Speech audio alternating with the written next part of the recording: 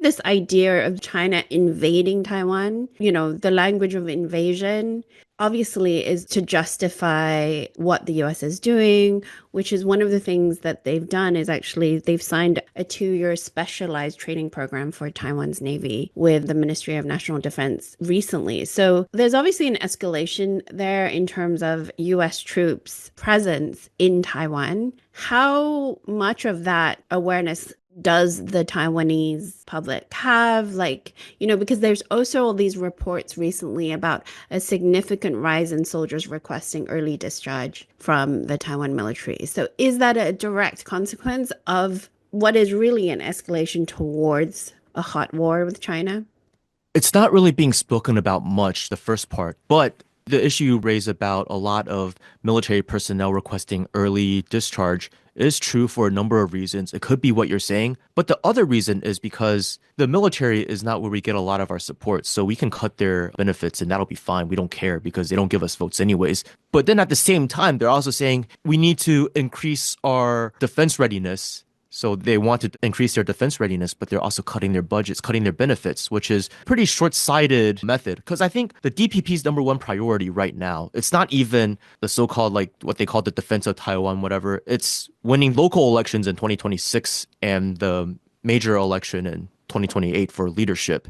I think that's what their main focus is on everything. So when they make these sorts of decisions, now they're complaining about budget cuts and allocation of resources, but they're not really doing much to entice people to want to cooperate with them. So that's a huge part of why a lot of people are requesting early discharge from the military, because being in the military in Taiwan is not that prestigious. Like on the mainland, you join the People's Liberation Army, people look at you as it's a very honorable job. They respect you a lot.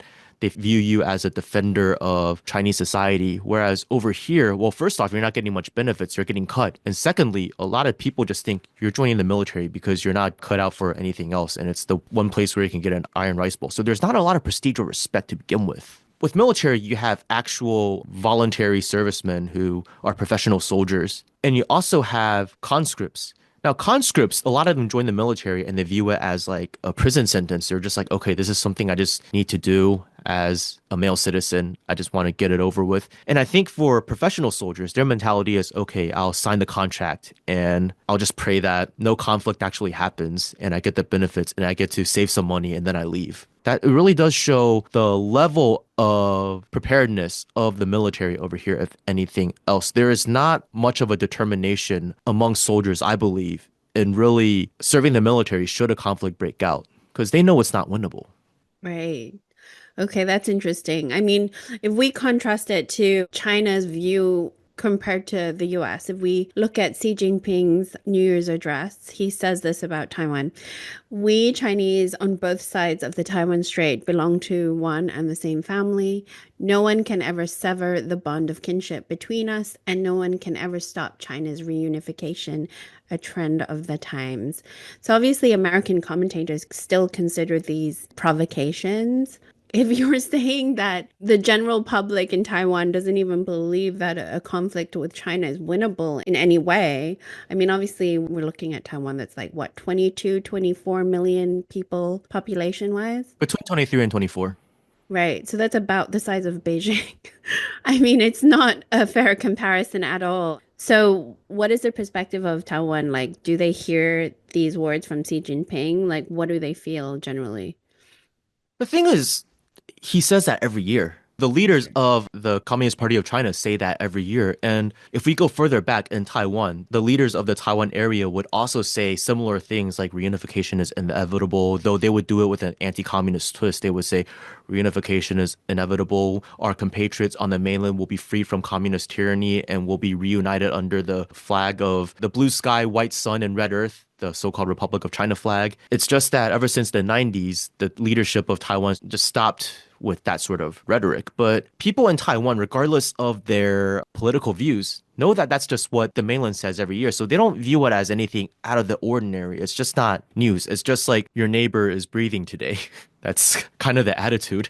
So I do think, though, now since we're on the topic of the New Year address, what deserves more attention is actually the Taiwan leader Qingde's New Year address. during public speeches, like the former leaders, like Tsai Ing-wen, especially Tsai Ing-wen, she was framed as a Taiwan separatist, but she's more of a status quo preserving, slightly separatist leaning, but separatist leaning for the votes, not really dedicated to it. She's really just a status quo opportunist.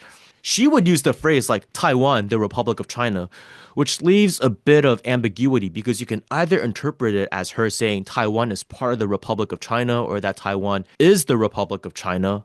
But she does not go one step forward and cross the red line by saying the so-called Republic of China is a separate country from the People's Republic of China. Because the thing is, according to the laws of the so-called Republic of China itself, China is one country whose name is the Republic of China, to which both Taiwan and the mainland belong. So if you are a Taiwan separatist, you actually are going against the laws on paper over here in Taiwan. It's just clearly they're not totally enforced. Needless to say, the so-called Republic of China's laws do not recognize the PRC as a legitimate state. However, the Cross-Strait Act does recognize the Chinese mainland as outside of Taipei's control and under the control of communists. Similarly, PRC laws recognize the PRC as China as one country called the PRC and that Taiwan is a part of this country. But it also recognizes that due to historical factors, Taiwan as of now is not under the administration of Beijing and is under the control of what they call the authorities of the Taiwan area. So, I mean, internationally, Beijing will reiterate that the PRC is the only legitimate Chinese government and they don't want the flag of the Republic of China to be waved at international sporting events. But on a certain level, it tolerates the Taiwan administration internally operating under the framework of the so-called Republic of China because there is one very important point of unity. That is, whether you're looking at the PRC constitution or the constitution of the so-called ROC, both sides claim that China is one country, no matter how you define it. Now, Qingde, the current leader, during both his inauguration in May as well as his speech on October 10th of last year, broke from this understanding and said that the Republic of China and the People's Republic of China are not subservient to one another. So not only is he provoking the Chinese mainland by endorsing a two-state framework between Taiwan and the Chinese mainland, but his statement also goes against the very laws of the Republic of China from which he himself derives his power. So I would actually argue that in the context of all of this, Xi Jinping, by making the New Year address as normal, is actually doing the opposite of a provocation because one side is not going through the legal process of making a unilateral change, but it's teasing it the way Lai Qingde is communicating. And that, from Beijing's perspective, is a form of provocation, yet New Year's address, Xi Jinping, President Xi is still acting normal. Now you look at Lai Qingde during his New Year address.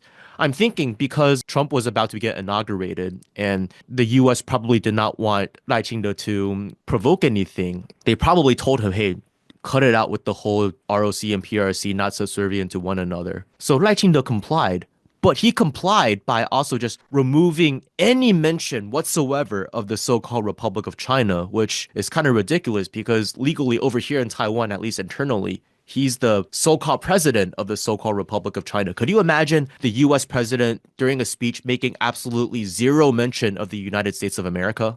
So all of this tells us that Lai Qingde is a separatist at heart, but he is prevented by his own laws, the international situation, and the lack of popular support towards him in Taiwan to really make concrete moves towards Taiwan separatism other than from him making provocative statements. And the fact that we suspect that the U.S. probably told him not to, make any sorts of provocative statements about the so-called ROC and PRC not being subservient to one another shows us that the U.S., while it is stirring up tensions in this region, still does not actually support full-on Taiwan separatism. It just wants there to be enough tension to prevent reunification and a break in the first island chain. That's interesting. Basically, they're trying to have their cake and eat it too, but it seems like there is sort of escalations on the horizon with maybe the new rhetoric coming out of the US, would you say? Was not new. Definitely nothing new. I mean, when Hillary Clinton was Secretary of State, she was the one that was doing the whole pivot to Asia thing. And I think the US actually wanted to pivot to China much earlier than that, but then it got entangled in the Middle East in the early 2000s. And I think the US was really kind of vigilant after looking at the financial crisis of 2008, the fact that China was relatively unscathed from the global financial crisis meant that there was a certain degree of financial and economic sovereignty that I guess what some people would call the US deep state would find intolerable. The US logic is always you can be as powerful as you want, but only up to the point where you're number two. You cannot become number one.